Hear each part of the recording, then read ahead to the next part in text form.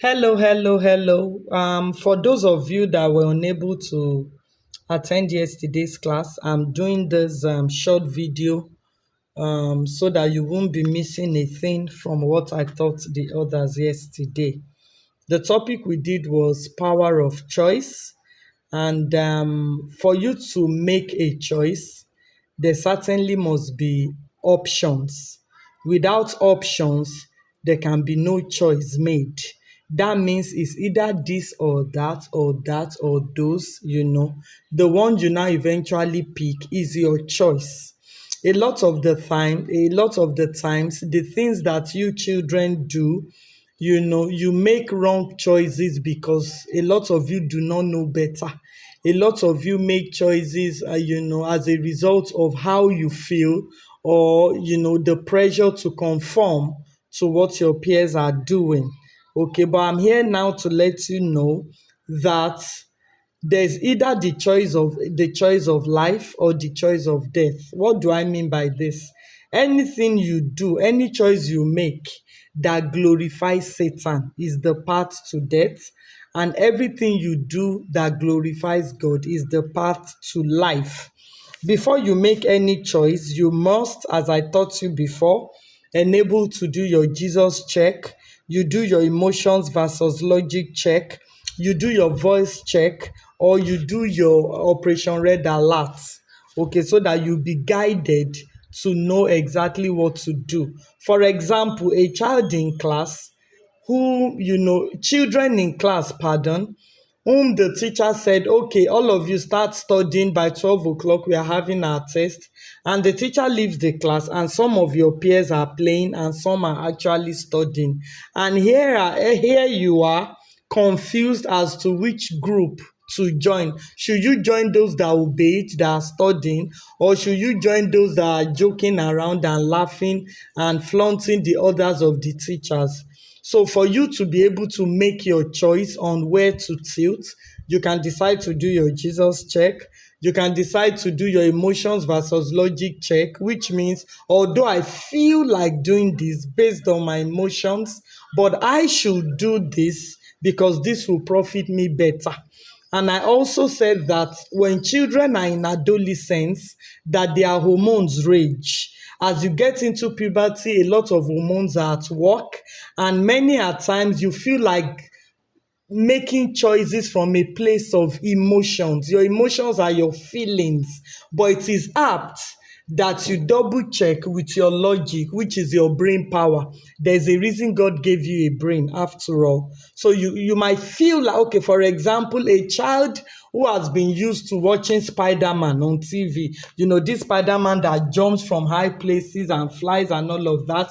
So a child goes to climb a dining table, and as he was about to jump down, the mother got there alarmed. Why do you want to jump from that dining table? And the boy said, I feel like jumping like Spider-Man, although it feels like, but is that the right thing to do? No. So a lot of the times you cannot just depend on your emotions to do things. You should double check with your logic. That is your brain power. This thing I want to do, is this the right thing to do? How will this thing profit me? If my mommy disappears from where she is right now and appears here right now, and she sees me doing this, will she be happy? Will she be proud, or will she be disappointed? Okay, as Jesus Christ is looking at me right now, will Jesus Christ be proud of me if I do this? That is your emotions versus logic check.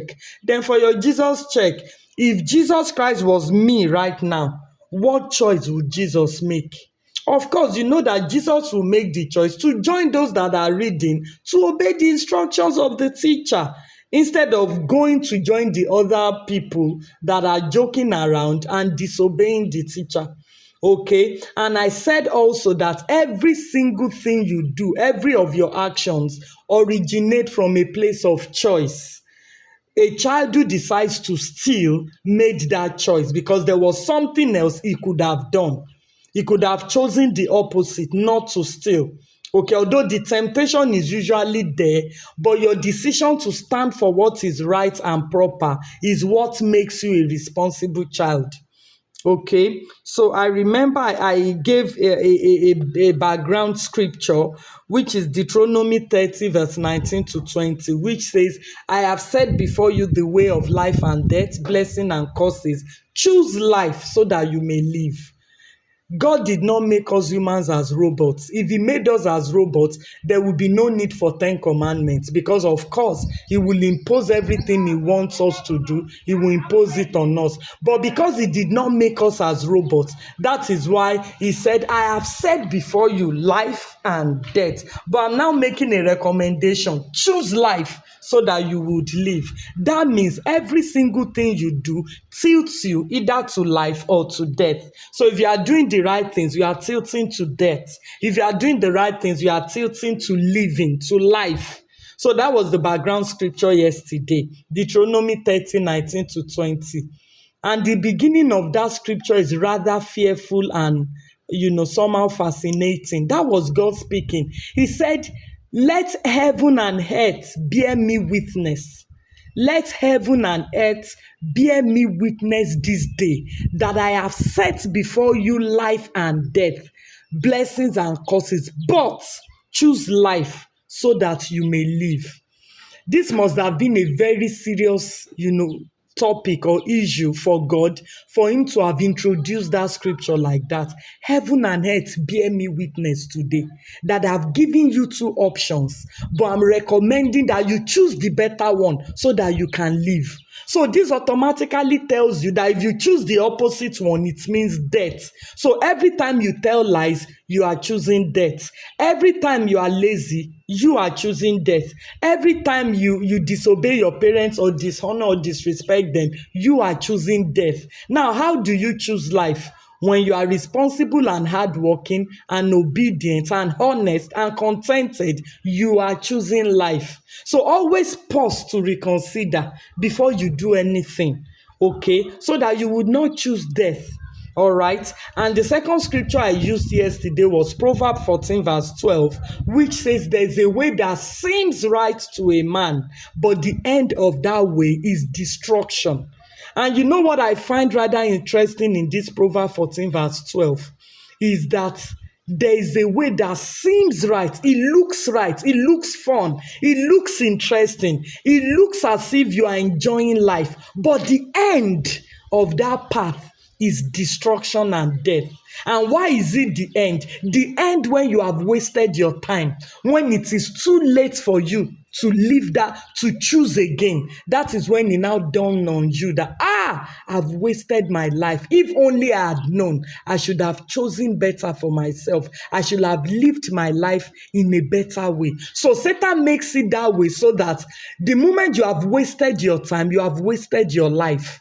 The basic unit of life, the basic unit of destiny is time.